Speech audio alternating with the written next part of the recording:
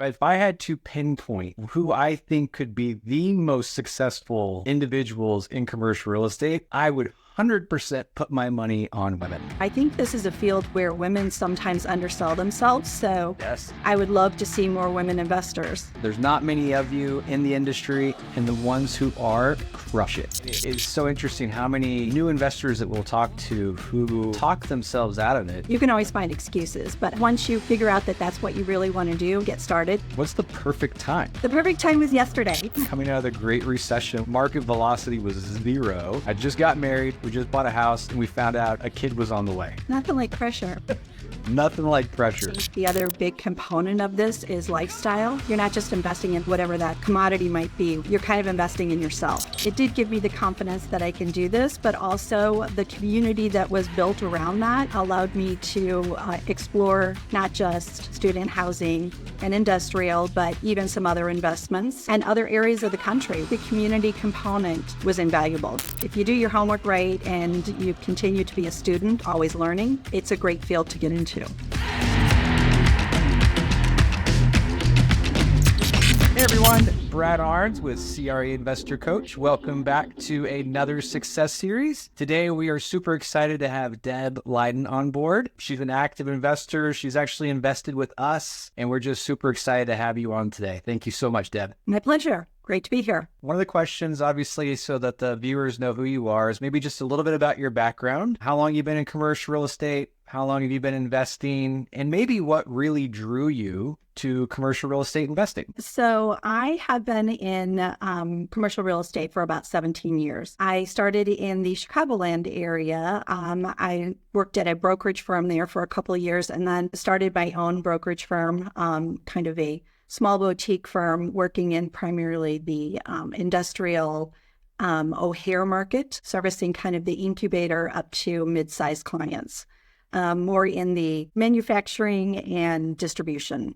My husband is also in commercial real estate, so he kind of was a mentor for me to get me kind of into the field, but he works with more national clients and larger users in the industrial field. Okay, so been in the industry 17 years. Yep. Do you remember your first investment or deal that you guys invested in? I do.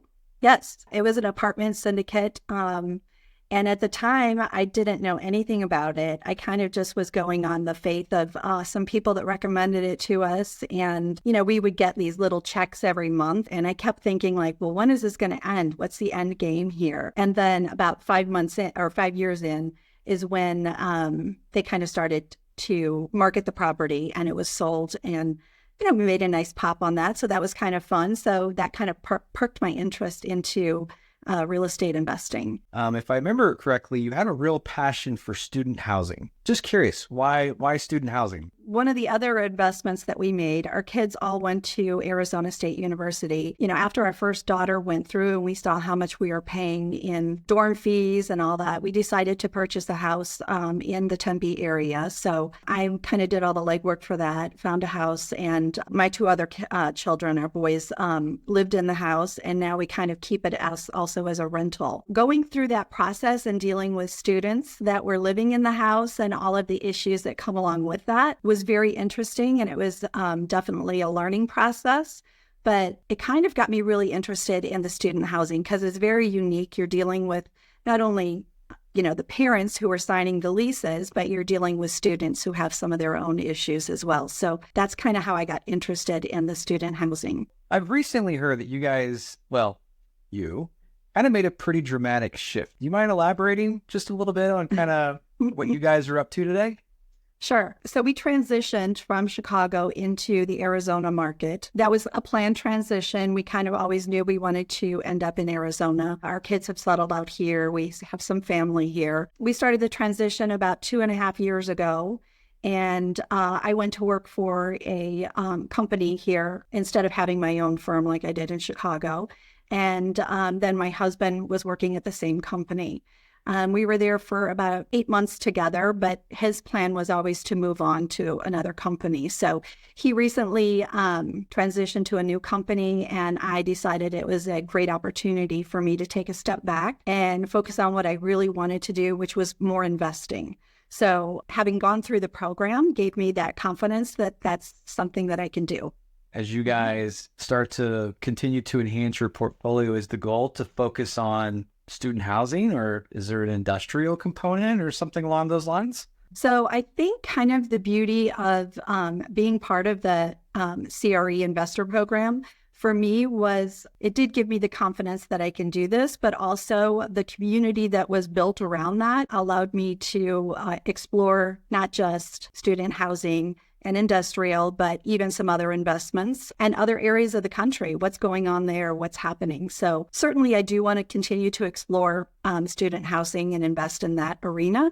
But we're looking at all types of investments. Let me ask you this. So, right, 17 years in the business, active investor, growing your portfolio. If someone was to approach you, right, either a aspiring investor, a seasoned investor, kind of based on today's environment, maybe just starting out, thinking about how to grow, what advice would you give them? That's a good question. There's so many times that, you kind of stumble along the way when you're starting something. Probably the best advice that I would have for anyone is, number one, just get started. I mean, there's all kinds of excuses that you can give for it's not the right time, or this is going to happen, or the economy, isn't right. You can always find excuses. But I think once you figure out that that's what you really want to do, number one is get started.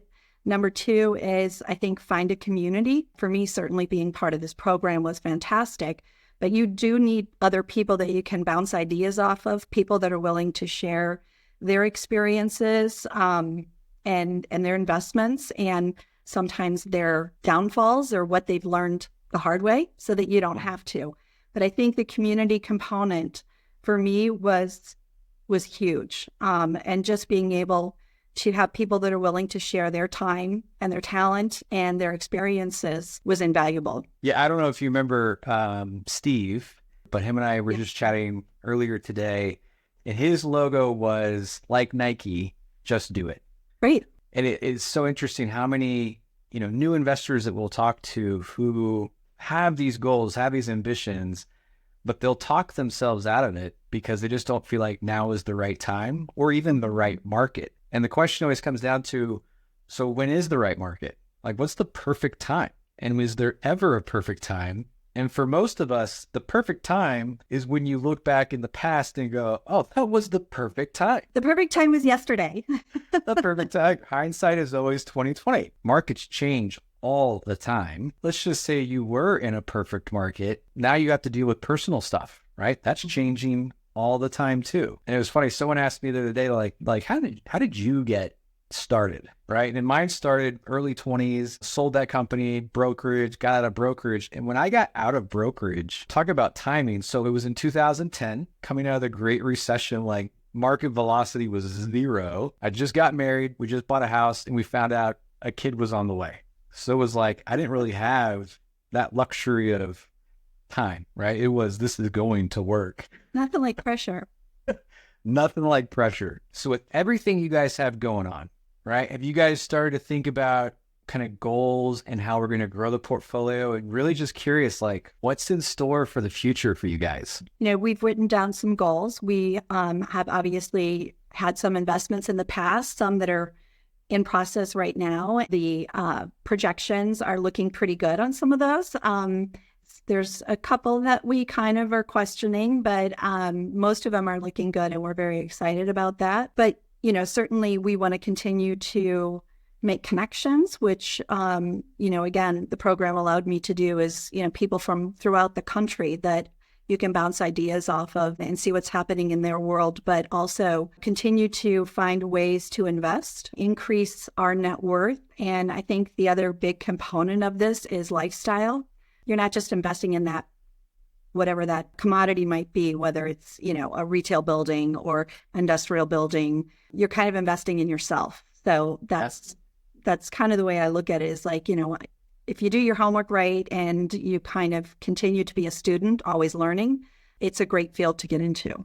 Well, I got to say on a personal note, right, when you guys shared the news with me, a month or so ago about this big transition, not only am I excited for your husband and kind of that future trajectory with the new company, but also giving you the bandwidth to kind of really hone in on that strategy of continuing to invest, build the net worth, increase the lifestyle. And I got to say, from our time of working together, I really enjoyed kind of watching, because I get the sense you're very kind of analytical and want to see how the pieces fit. And then my guess is that you're at a point where it's just about to be full-fledged, jump in and start having a lot of fun with this industry.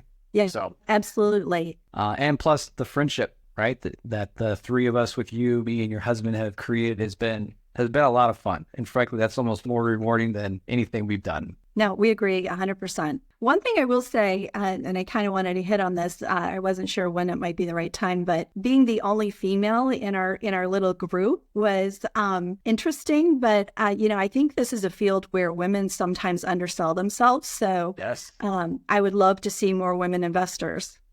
Yes. So if I had to pinpoint who I think could be the most successful individuals in commercial real estate, I would 100% put my money on women.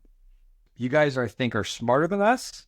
You guys have a way of communicating, and your style is almost like more of like a nurturing to some degree. There's not many of you in the industry, and the ones who are crush it. Yeah, well, it's funny you hit on the nurturing, because I feel like that's what kind of drew me to the student housing a little bit, was seeing some of the living conditions that some of these students have to go into, knowing that I could make it better.